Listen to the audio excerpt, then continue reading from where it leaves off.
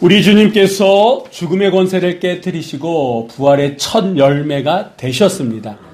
오늘 이 시간 그 부활의 주님을 우리의 삶의 중심에 모심으로 말미암아 우리 각자의 삶 속에도 하나님의 부활의 능력이 나타나는 한 주간, 그리고 내일부터 시작된 새로운 한 달에도 정말 하나님의 은혜와 하나님의 축복이 여러분 삶 가운데 늘 충만하시기를 주의 이름으로 간절히 축원합니다. 아멘. 우리가 오늘 이 요한복음 20장에 나오는 말씀을 봅니다. 이 요한복음 20장에는요, 부활하신 예수님께서 자신을 3번 사람들에게 보이시는데, 그 먼저는 막달라 마리아에게 보이셨습니다. 그게 11절서부터 18절까지 말씀이고, 이게 새벽에 일어난 사건이라 그러면 오늘 본문의 말씀은 이제 시간이 좀 더 거슬러 올라와서 같은 날 저녁에 제자들에게 보이셨고, 그리고 그 다음에 한 8회 정도 후에 도마에게도 보이셨습니다. 여러분 한번 보세요. 부활하신 주님께서 막달라 마리아에게, 제자들에게, 그리고 도마에게 당신을 보이셨습니다. 3번에 걸쳐서, 한 번도 아니라 3번에 걸쳐서 사람들에게 보이셨다라고 하는 것은 그 어떤 의미가, 목적이 있다라고 하는 거예요. 그냥 보이신 것이 아니라 어떤 메시지를 던져주고자 예수님께서는 3번에 걸쳐가지고 각기 다른 사람들에게 부활하신 당신을 보여주셨는데, 그러면 예수님이 이렇게 사람들에게 부활하신 당신을 보여주신 이유, 목적이 어디에 있느냐? 여러분, 이게 바로 부활의 메시지다라고 하는 거예요. 당신의 부활하신 몸을 사람들에게 보이심으로 말미암아 그들에게 뭔가를 전해주고 싶은 주님의 뜻이 있다라고 하는 겁니다. 2000년 전에는 막달라 마리아에게, 그리고 제자들에게, 그리고 도마에게 뭔가를 말씀하신 주님은 우리들에게도 동일한 메시지를 던져주고 싶으시다라고 하는 거예요. 그리고 그 메시지 안에는, 그럼 우리가 오늘 이 시간 부활의 주님을 경배하고 맞아드리고 있는데, 이게 부활의 주님을 맞은 우리가 어떠한 삶을 살아가야 되느냐라고 하는 것까지 오늘 본문은 우리들에게 말씀해주고 있습니다. 그렇다 그러면 부활하신 주님이 왜 제자들에게 나타나셨으며 제자들에게 원하는 것이 과연 무엇이겠느냐? 자, 먼저 우리 한번 19절 말씀을 우리 한번 다 같이 읽어보도록 하겠습니다. 이날 곧 안식 후 첫날 저녁 때 제자들이 유대인들을 두려워하여 모인 곳에 문들을 닫았더니 예수께서 오사 가운데 서서 이르시되 너희에게 평강이 있을지어다. 아멘. 주님께서 언제 제자들에게 나타나셨습니까? 안식 후 첫날 저녁. 지금으로 얘기한다 그러면 주일 저녁이다, 이렇게 말씀드릴 수 있을 것 같습니다. 새벽에는 막달라 마리아가 예수님의 그 무덤가를 찾았잖아요. 근데 빈 무덤이었습니다. 처음에 갔을 때는 슬픔과 힘듦과 어려움이었지만 주님은 그를 만나주셨어요. 그리고 막달라 마리아 안에 있었던 슬픔을 기쁨으로 바꿔 놓으셨습니다. 그리고 그날 저녁에는 이제 제자들이 모여있는 곳에 주님께서 찾아오셨는데, 여러분, 주님께서 찾아오시기 전까지 이 제자들은 지금 어떤 상황입니까? 이 말씀해 보니까 두려워하고 있습니다. 어느 정도로 두려워하고 있냐면 모든 문들을 다 닫을 정도로 두려워하고 있습니다. 자, 그러면서 주님께서 하셨던 그 첫 마디가 뭐예요? 너희에게 평강이 있을지어다. 여러분이 예수님이라 그러면 이렇게 부활하시고 난 다음에 제자들에게 나타나셨을 때 첫 마디를 뭘로 하시겠습니까? 이 첫 마디가 예수님이 하시고자 원하는 얘기예요. 그 안에 메시지가 다 담겨져 있어요. 제가 만약에 예수님이었다 그러면 이럴 것 같아요. 베드로를 보면서, 야, 난 너 그럴 줄 알았어. 내가 너한테 너 나를 3번 부인할 거라 분명히 말해줬잖아. 근데 너 그때 나한테 뭐라 그랬어? 죽는 일이 있어도 그런 일이 없어. 다른 사람은 다 부인해도 나만큼만 부인하지 않을 테니까 걱정하지 말라고 그러지 않았냐? 근데 너 어떻게 했어? 응. 그리고 베드로뿐만 아니라 너희들 다 어떻게 했니? 내가 잡혀서 가니까 다 무서워서 난 너희들을 그렇게까지 할 줄은 몰랐다. 응? 내가 너희들이 지금까지 해준 게 어떻게 해줬는데 너희들 이럴 수가 있냐? 이렇게 말씀하실 것 같아요. 저 같으면 그렇게 얘기했을 것 같은데 주님 뭐라고 말씀하십니까? 그런 전혀 서운한 이런 말씀 안 하시고 그냥 평강이 있을지어다 라고 말씀하십니다. 여러분, 이 제자들이 주님을 만나기 전까지 그들은 두려움에 사로잡혔어요. 어느 정도? 모든 문들을 다 닫을 정도로 그들은 두려웠다라고. 그럼 왜 그들은 두려워할 수밖에 없었느냐? 보여지는 표면적인 것은요, 유대인들이 두려운 거예요. 종교 지도자들이 두려운 거예요. 예수님을 잡아 죽인 십자가에 못 박은 그들이 두려운 거예요. 여러분, 예수님은 어떤 분이셨습니까? 병든 자를 고쳐주시고 힘든 자에게 희망을 주시고 심지어는 죽은 자까지 살려내신 분이잖아요. 그런 엄청난 분을 십자가에 달려 돌아가게끔 했던, 죽으시게끔 했던 유대인들, 자기 동족들, 그리고 종교 지도자들이 이제 예수님마저 죽였는데 우리는 그냥 우리 죽는 거는 우리를 죽이려고 한다 마음만 먹으면 얼마든지 죽일 수 있는 그들 아닙니까? 그래서 표면적으로는 그들이 두려운 거예요. 그래서 어떻게 보면 숨어 있는 것입니다. 숨어서 모든 문들을 다 닫아서 이제 앞으로 어떻게 살아가야 되냐라고 그런 걱정 때문에 이들은 두려워하고 있다라고 하는 거예요. 근데 이 두려움의 장소에 누가 찾아오신 겁니까? 예수님께서 찾아오셨다라고 하는 거예요. 모든 문이 다 닫혀 있는 그런 상황 가운데 있는 그곳에 예수님께서 찾아오셨다라고 하는 거예요. 그러면 예수님은 어떤 분이십니까? 찾아오시는 분이다라고 하는 거예요. 아무도 못 들어오도록 사방의 모든 문들을 닫아놓은 그것까지도 예수님은 찾아오실 수 있는 분이다라고 하는 거예요. 여러분, 우리 주님은요, 우리가 현실의 삶 속에 두려움과 힘듦과 어려움 가운데 있을 때 그냥 내버려 두시는 분이 아니다라고 하는 거예요. 찾아오시는 분이다라고 하는 거예요. 그것이 어디든 태평양을 건너 대서양을 건너서라도 오시는 분이 우리 주님이시다라고 하는 거예요. 주님께서는요, 못 가실 곳이 없고 못 들어갈 곳이 없는 줄 믿으시기 바랍니다. 아멘.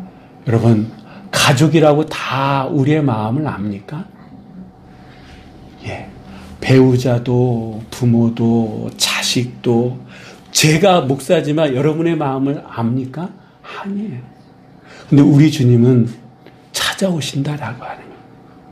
내가 왜 잠 못 자고 있는지, 왜 못 먹고 있는지, 왜 힘들어하는지, 뭐 때문에 그렇게 두려워하는지, 불안해하는지 주님은 그곳에 찾아오시는 분인 줄 우리는 믿어야 될 줄 믿습니다. 아멘. 이렇게 주님께서는 두려움 가운데 있는 제자들을 찾아가셨어요. 그리고 멀리 계신 것이 아니에요. 이 말씀이 보니까 그들 한가운데 서 계신다라고 하는 거예요. 당신이 얘기하면 제자들이 듣고 제자들이 얘기하면 당신이 들을 수 있는 가장 가까운 곳에 서 계시면서 뭐라고 말씀하십니까? 평강이 있을지어다. 아까도 말씀드렸던 것처럼 지금 예수님이 첫 마디가 평강이 있을지어다 라고 하는 이거는 누구보다도 제자들의 상황을 잘 알고 있기에 제자들의 가장 필요한 것이 무엇이다? 평강이다라고 하는 거예요. 이들이 지금 두려움 가운데 있잖아요. 두려움을 이길 수 있는 게 뭡니까? 평강, 평화다라고 하는 거예요. 그래서 예수님께서는 당신의 어떤 감정적인 것을 얘기하는 것이 아니라 서운한 속내를 얘기하는 것이 아니라 이들에게 가장 필요한 평강이 있을지어다 라고 말씀하셨다라고 하는 겁니다. 그러고 난 다음에 예수님께서는 이들에게 당신의 손과 당신의 옆구리를 보여주십니다. 그러자 이 두려움이 가득 찼던 이곳에 반전이 일기 시작하는데 우리 한번 20절 말씀 우리 한번 다 같이 읽어보도록 하겠습니다. 이 말씀을 하시고 손과 옆구리를 보이시니 제자들이 주를 보고 기뻐하더라. 아멘. 이 전까지 방금 전까지 제자들은 어떤 상황이었습니까? 두려웠잖아요. 무서웠잖아요. 어떻게 할지 몰라가지고 그냥 자기들끼리 모여있는 상황 아닙니까? 모든 문들은 다 닫아버리고 그런데 예수님께서 평강이 있을지어다 라고 말씀하시면서 자기의 그 상처들 손과 옆구리를 보여주셨더니 이들 안에 뭐가 일기 시작했습니까? 기쁨이 두려움이 가시고 무서움이 가시고 불안이 가시고 염려가 가시고 그것에 뭐가 들었다고요? 기쁨이. 여러분 이 기쁨은요 모든 사람이 알 수 있을 정도의 그런 기쁨이었다라고 하는 거예요. 이 말씀은 예수님께서 그들에게 말씀하셨던 그 메시지 평강이 있을지어다라고 하는 이 평강에 특별한 의미가 담겨져 있다라고 하는 거예요. 그러면 예수님께서 제자들에게 허락하신 이 평강은 어떤 평강이냐? 우리 한번 이사야서 53장 5절의 말씀 우리 한번 다 같이 읽어보도록 하겠습니다.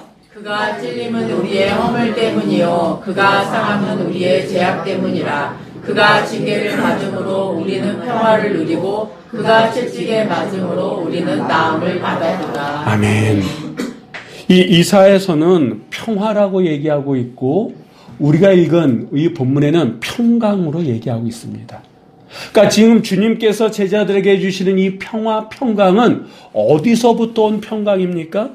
주님의 징계. 주님께서 징계 받음으로 죄악이 없으심에도 불구하고 허물이 없으심에도 불구하고 우리 때문에 받으셨던 그 십자가의 고난 그걸 통해서 주어진 평강이었다라고 하는 거예요. 평화였다라고 하는 거예요.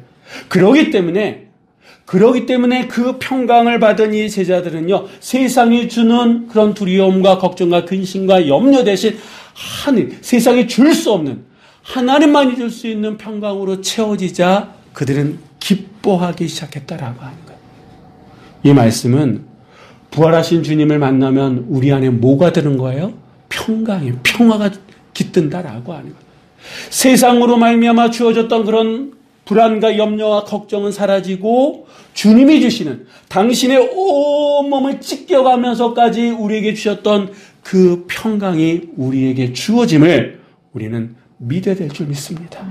여러분 지금 이 제자들의 입장에서 상황이 달라진 게 있습니까? 없어요. 여전히 예수님을 죽인 그 유대인들 종교 지도자들은 살아있습니다. 바뀐 건 하나도 없어요. 바뀐 게 있다 그러면 뭡니까?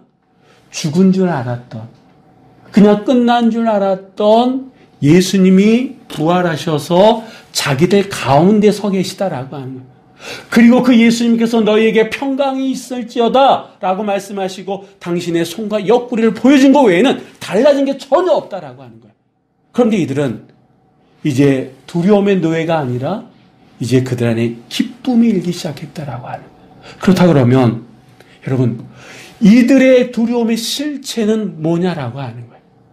우리가 볼 때는 세상이 두렵고 유대인이 두렵고 종교 지도자들이 두려워가지고 죽을까봐 두려워가지고 사방의 모든 문들을 다 닫아버리고 두려움 가운데 있었는데 실제적으로 이들이 두려워했던 것은 뭐다? 유대인들이 아니다라고 하는 거예요.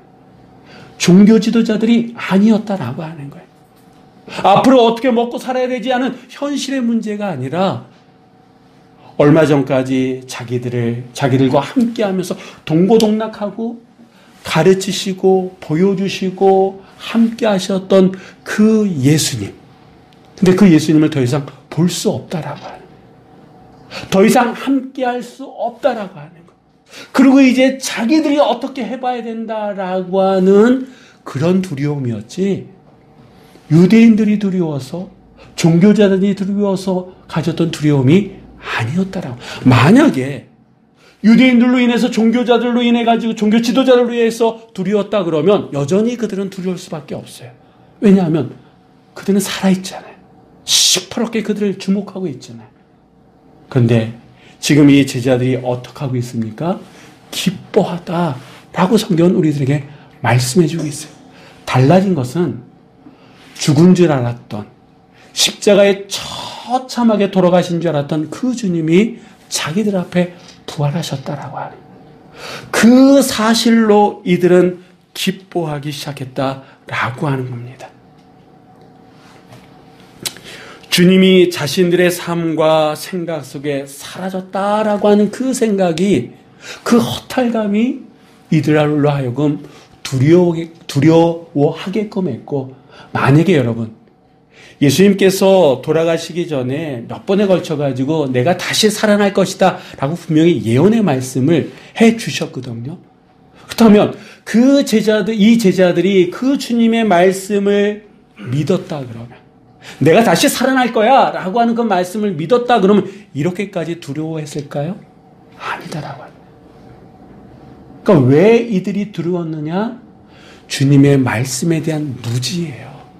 주님의 말씀을 믿지 못했기 때문에 두려웠다라고 하는 거예요.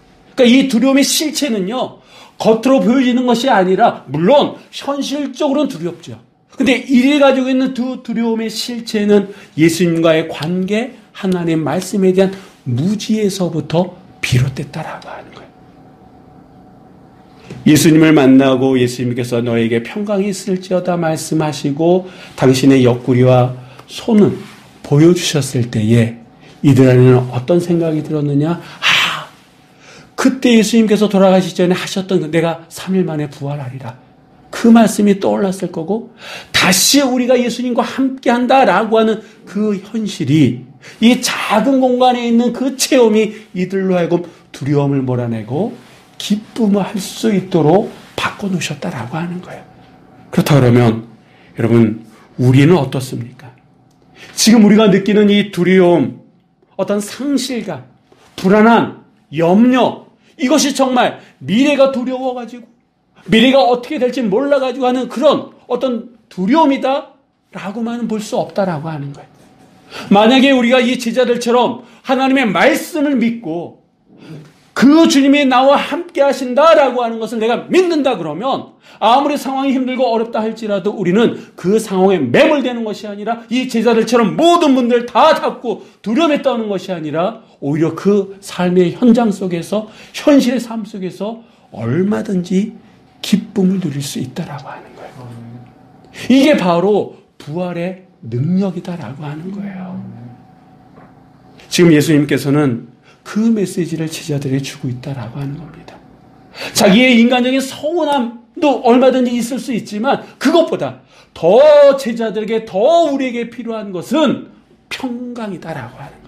이 평강은 세상에 줄 수도 알 수도 없고, 오직 하나님과 우리가의 관계 속에서 예수 그리스도를 통해서 주어지는 평강이요, 하나님의 말씀을 믿을 때 주어지는 평강이다라고 하는 거예요.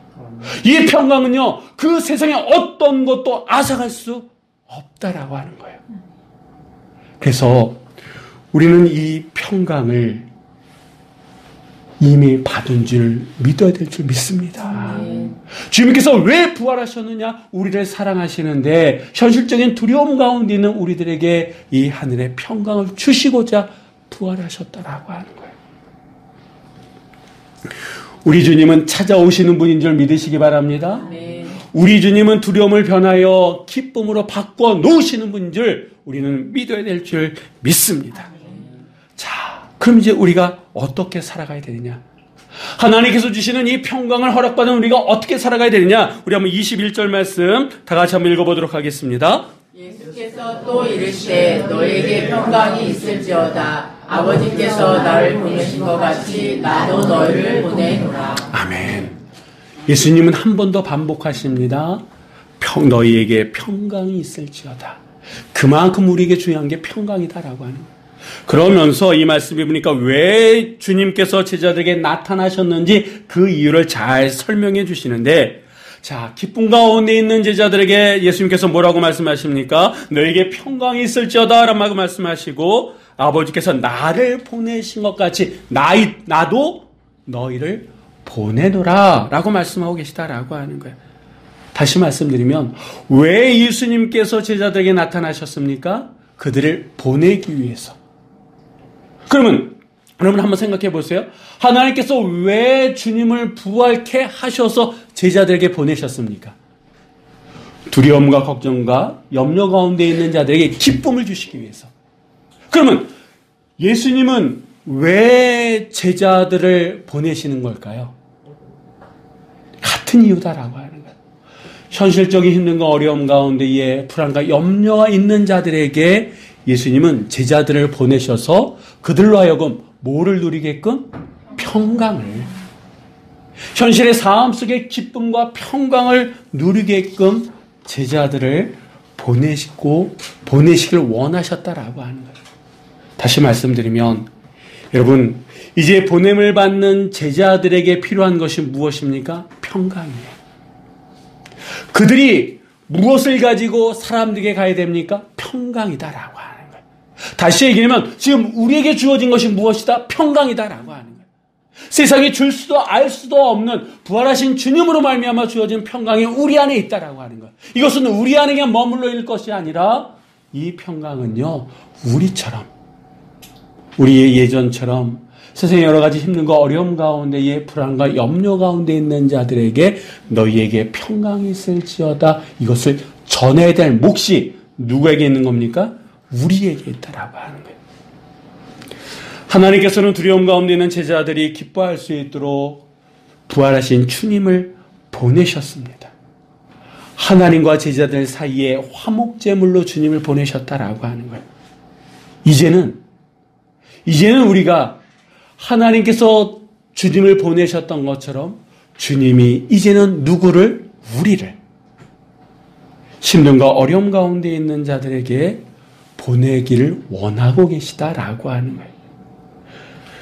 주님에 의해서 보내지는 우리들 안에는 여러분 여전히 죄책감과 두려움과 힘듦이 있는 그들에게 주님께서 주셨던 평강을 우리는 그들에게 전해야 될 줄 믿습니다.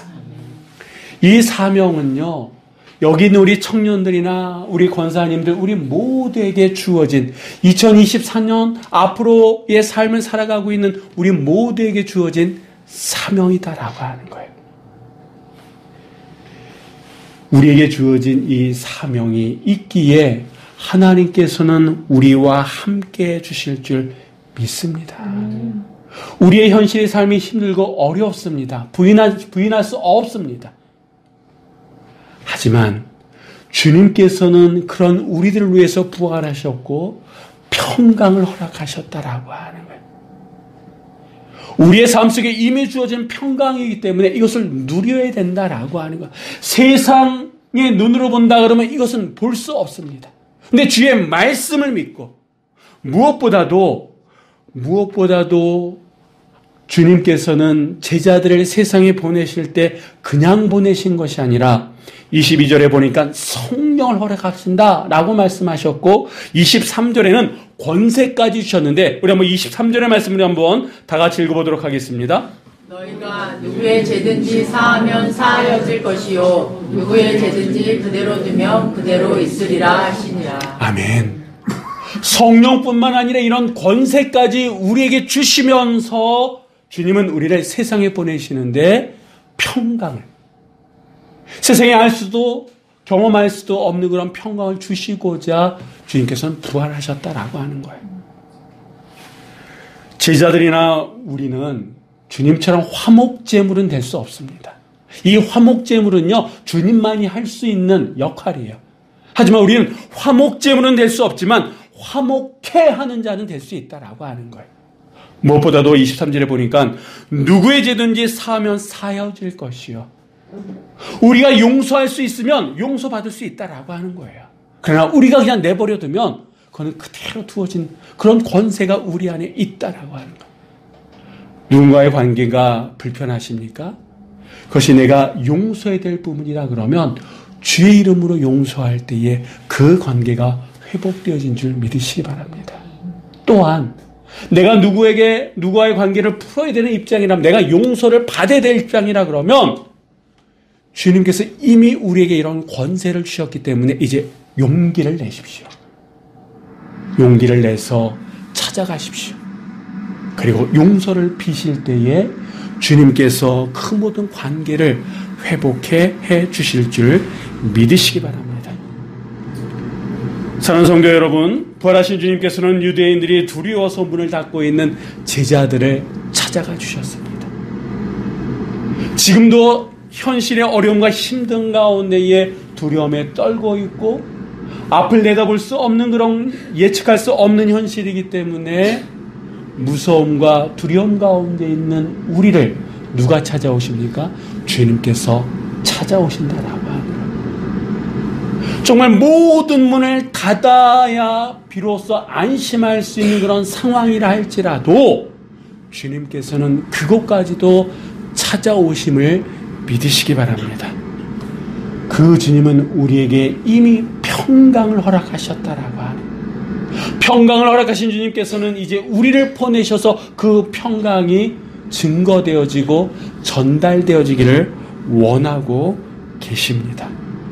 여러분, 주님의 부활이 우리의 삶 속에 이러한 능력으로 나타나는 우리의 삶이 되시기를 주의 이름으로 간절히 축원합니다. 찾아오신 주님, 이제 그 주님께서 우리를 보내신다라고 하는 것. 힘듦과 어려움과 아픔 가운데 있는 자들에게 우리가 그들을 찾아가는 당신의 백성으로 되기를 원하고 계시다라고 하는 거예요. 이 부활의 능력이, 부활의 이 메시지가, 부활의 삶이, 부활의 증인의 삶이 우리에게 이미 주어졌습니다. 다소 이 메시지가 부담스러울 수 있지만 여러분, 이제는 부담으로 끝나는 것이 아니라 내 삶 속에 실제적으로 행할 때에 그 능력이 나타난다라고 하는 거예요. 인간적으로 보면 예수님이라고 그 제자들을 찾아가고 싶었겠습니까? 그런데 자기 인간적인 감정이 아니라 하나님의 뜻에 순종했을 때에 제자들이 기뻐할 수 있었던 것처럼 우리가 순종할 때에 그 순종하는 그 자리를 통해서 기쁨이 점점 퍼지게 됨을, 평강이 퍼지게 됨을 믿으시고 주의 말씀에 순종하며 나아갈 수 있는 여러분 모두가 되시기를. 그래서 우리의 한 사람 한 사람을 통해서 그리스도의 평강, 그리스도의 부활이 증거되어지는 이번 부활주일, 부활절이 되고, 또한 이제 내일서부터 시작되는 새로운 달 4월에도 하나님의 놀라운 은혜와 사랑이 여러분 삶 가운데 충만하시기를 주의 이름으로 간절히 축원합니다. 기도하시겠습니다.